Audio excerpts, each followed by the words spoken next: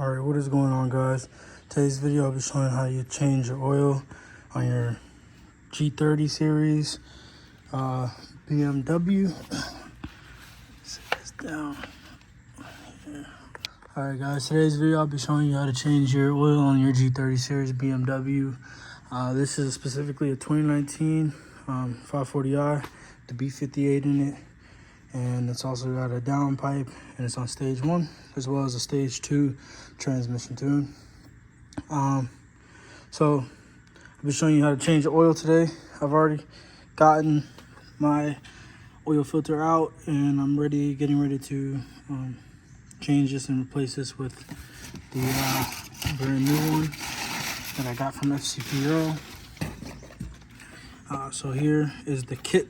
This came with the kit that I ordered. I also have some spark plugs and some oil in there, which hopefully should be enough. It's about 7 quarts of oil. So here's the part number that they gave me with it. You can either go with the OEM BMW filter or a MAN filter, or STP filter, whatever filter brand is your preference. In here, make sure you have everything.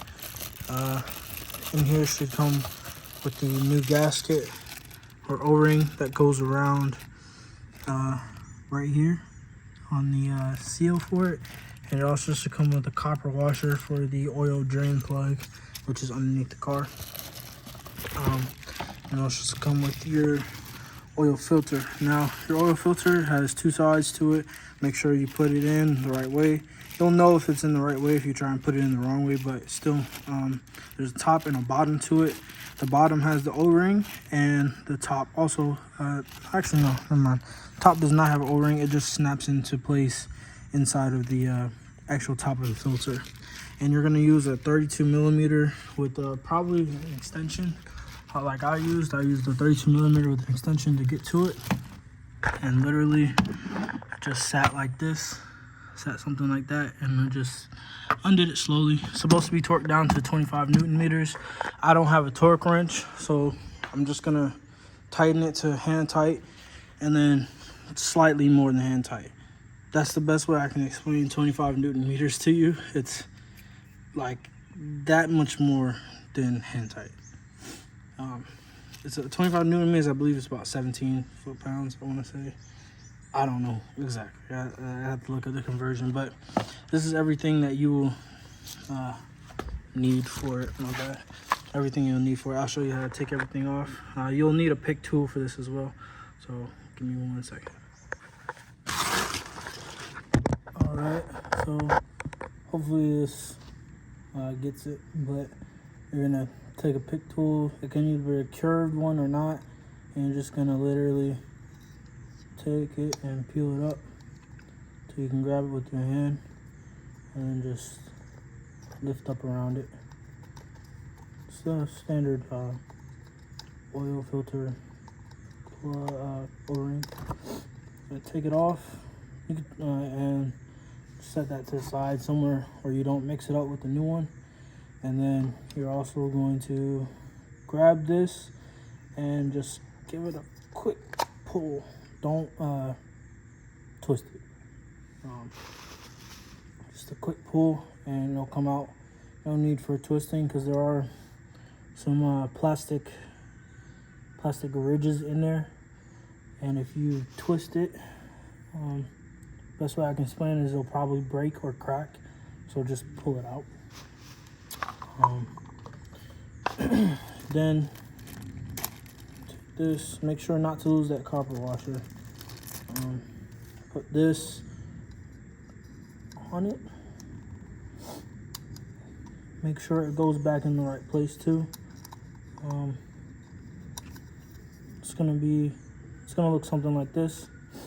Make sure it's in that groove, not on this top one where the threads end, but in the second one where the bottom is, and you should be good. And if you don't have any oil cans open, just make sure you take a little bit of oil and rub it around the edge of it. Same thing that you would do for like a normal canister style, not canister style, but well, yeah, the metal ones, the normal metal ones, same thing that you would do. Put it on that, and then you take your brand new oil filter, and you just put it in there. Just make a clip just like that. It shouldn't go more than half a turn. Like you see, I can turn it, but it won't go anywhere. That's also why I tell you not to turn it, because you put too much force and you're gonna break those clips on the inside. So now we can go back up here.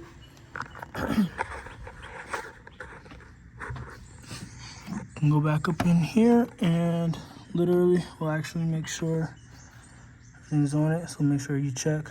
Got the O-ring, got the O-ring up there. That looks good. It's not cracked or anything.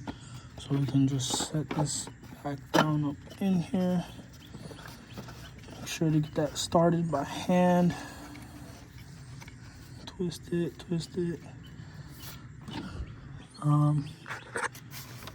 Should look good on that. Sorry, just trying to make sure it's seated in there properly. And then you want to take your 32 millimeter, switch this back to on position, and just slowly but surely tighten it back down.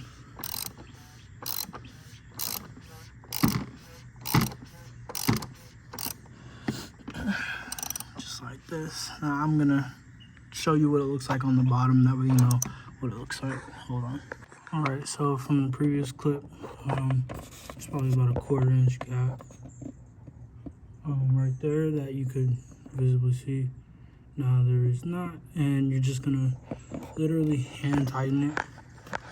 I don't have a torque wrench, should probably get one, but 25 Newton meters is literally like hand tight, and like literally, legitimately this much more, like this much more. I can't express that enough. That much more of a turn, and you're at 25 Newton meters, trust me.